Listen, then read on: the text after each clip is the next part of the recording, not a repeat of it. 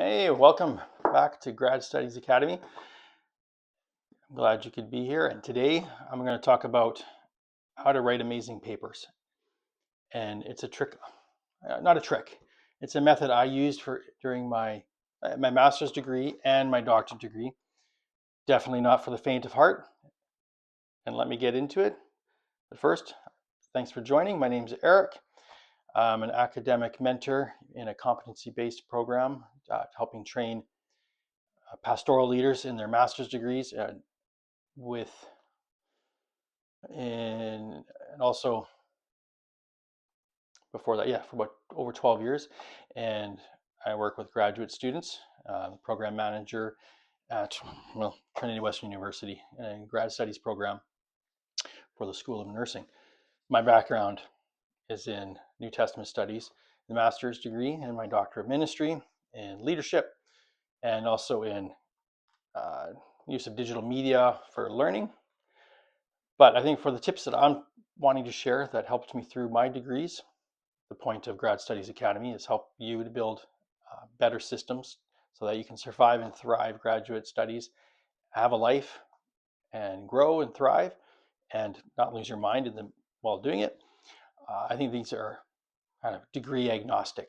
Doesn't matter what type of degree, apart from if you're coding or something like that. But if you're writing papers and it's been a while since you've come back to, now you're in a doctorate program or a master's program, and it's been a while since you've come back, since you've been in school, and you're like, where do I start? Well, writing papers is a fundamental skill and a fundamental ability that will help you do well, to think critically, to engage with content and other learners and thinkers, and with your professors and colleagues. So the method that I want to share today, maybe a better term, is a way of what I've used it, and like I said, not for the faint of heart. And it's a way to combat AI slop. If you're all here about wanting to learn how to use AI prompts to write, not the right channel. I'm not saying I don't use AI for different things or for help. This is about ways to which to write papers and do them well, not outsourcing them to AI, not outsourcing them to some ghostwriter. That's not what this is about, and I don't condone it. You want to learn the skill of writing and writing thoughtful papers, whether it's a reflection paper, a research paper, or even journaling to an extent. So, but this tip I'm sharing that I used is predominantly for whether it's a reflection paper or a research paper of pretty much any sort. And if you're into qualitative and quantitative research, that sort of thing, you still have to explain, you still have introductions and that sort of thing. I mean, getting into graphs and how to share data and figures and cite, those will be other videos and resources that I'm working on and that I'll be able to share in later videos. So my method, I don't really have a name for it apart from my method for writing amazing papers. And I use this for all my papers, except for one time, which I shared in another video. The one time I didn't use this method, I didn't get a good mark, and the professor called me out for it. So yeah, there's a value in it. Not guarantee you're going to get A's or B's or what have you, but it'll definitely, I think, improve your writing as opposed to just the night before. Writing the night before, the kind of the classic, my paper's due tomorrow. It's 5 p.m. and I need to write my paper. And you work all night, you write this thing. Maybe it'll be good. I don't know. But that's not what I'm condoning. That was my undergrad, and it didn't do me very good. Didn't do me well. And so the thing with this method is, I'm going to give you a few. I think there's 10. I have 10 steps. The first one, we're going to get into it, is to write everything by hand. I'm talking pencil. Want to use a pen? By all means. I have these Blackwings. Right now I'm writing fiction, and I'm writing my first draft by hand for this one. So writing by hand, get a legal notepad, stack of loose leaf paper, whatever. notebook, that sort of thing, and you write your first draft by hand. And that helps you to clarify your thinking, but also it frees you up just to scribble, to draw connections, or if you don't like something, scratch it out, or at least put question marks and that sort of thing, which can be it's a challenge on your laptop. You're staring at Word or Pages or whatever, and sometimes that white screen, it's numbing. You're like, what do I do? You might have some notes beside you, and you might have some ideas, which may work. This is what worked for me. So I wrote everything, even my thesis, my papers, write it by hand. And this was a writing strategy that helped me write thoughtful, engaging papers, but it's a process. So write by hand. This is my paper writing standard operating procedure. Sounds very military, but the name sounds good. So you write the first draft, and then if you're doing research, if you have research, the research paper, this time you should be reading and you're engaging with the topic. You might be getting books about it, and you're kind of, it's sitting in your mind.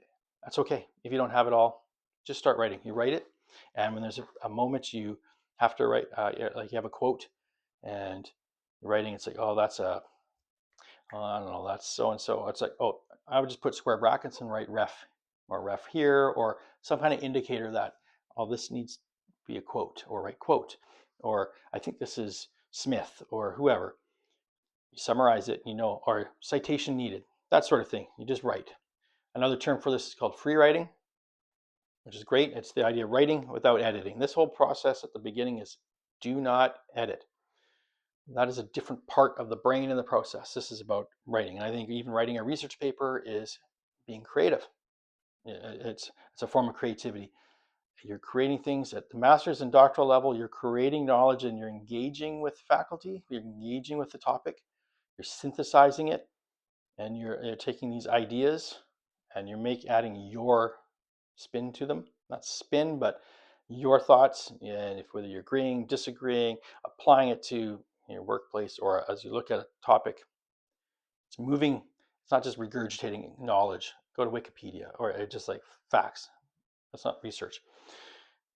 That's another topic, but you're creating, so you're free writing. And then that's the first draft. And that might take you a while. It takes a couple hours, what have you. So you do that, and then you transfer what you wrote by handwritten, transfer it into your Word document and to your laptop. And so then when you're doing that you're editing, you're like, oh, that sentence is kind of weird or doesn't work. And so you begin editing and you're writing and you're cleaning up some phrases. I would say be light on this. You don't need to do it all the time. And you're not fully editing, but it's bound to happen. And I use Scrivener.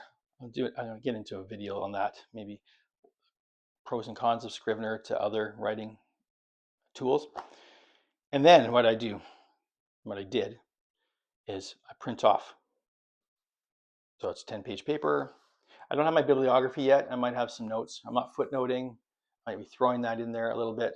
I haven't done research. I'm not saying don't do research on the side. You're writing the paper, but during the day you might spend, or an hour, you're doing the research or collecting articles or writing quotes down. That whole process, slightly different. So you print off the paper. Then use a red pen, pencil, what have you, even a classic Bic pen. Then you sit down, have some music going if you want. I would set a timer. Do it in chunks. It's tedious work. Writing is editing. This is the hard part. Then you edit everything and go through it, and red marker or whatever. So then you've edited it, and then the next day or two, might take a couple days doing this, especially if it's a larger paper. If it's a thesis, you're probably going to do it you should do it in chunks, because depending on the size of your thesis or dissertation, you sit down, do the full thing at once. That's towards the end.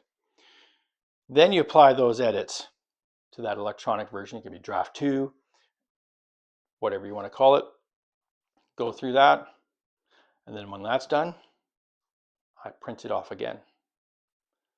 And then I do a second round of pencil edits. Now I've probably added, at this time now you're adding your research into it, those quotes, and the formatting is coming in. You're like, now you're building your arguments. You're adding the support, because you, meanwhile, at the side you've done all this research, and then you have to.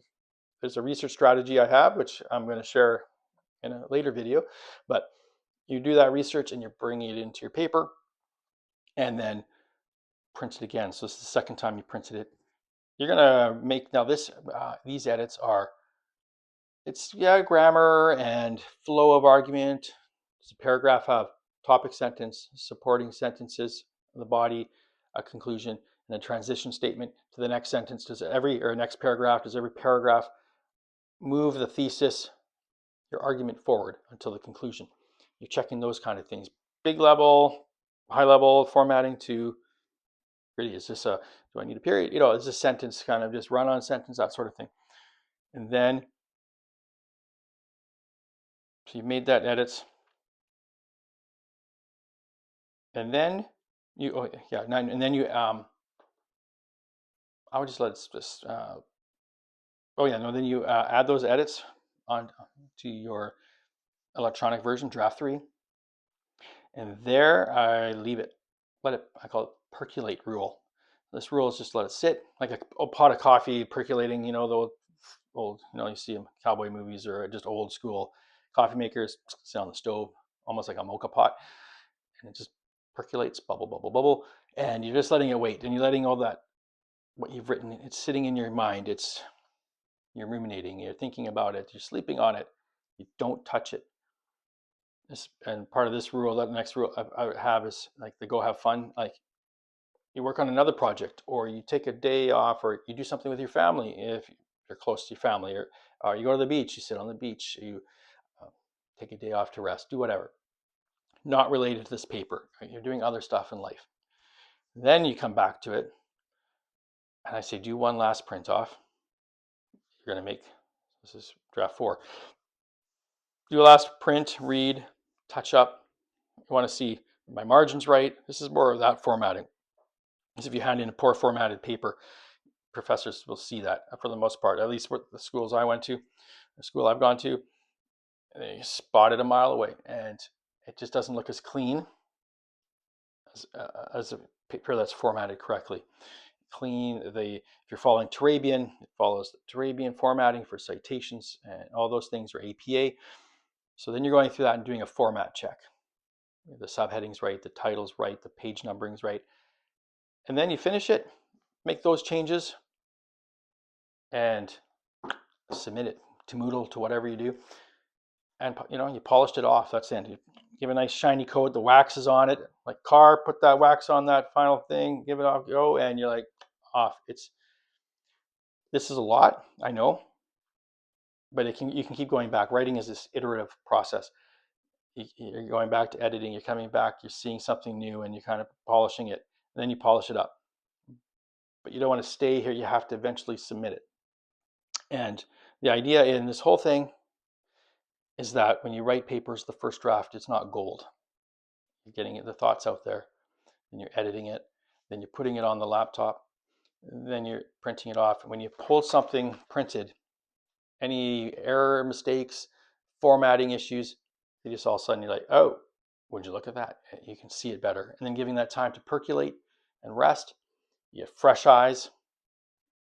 And so, but to do this, you have to give yourself time to write your paper. You definitely can't do this the day before.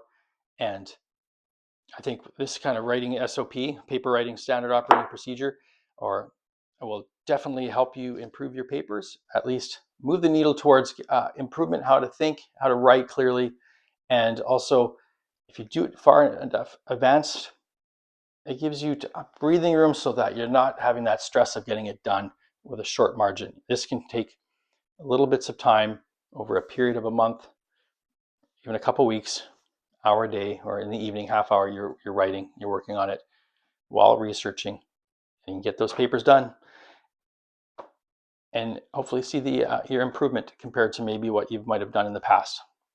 Or give it a shot, see what happens. I'd love to hear how this paper writing, if this works for you, or any other suggestions or any comments. below, that'd be great. And I'd love to engage with you and see any questions you might have about it. All right, thanks.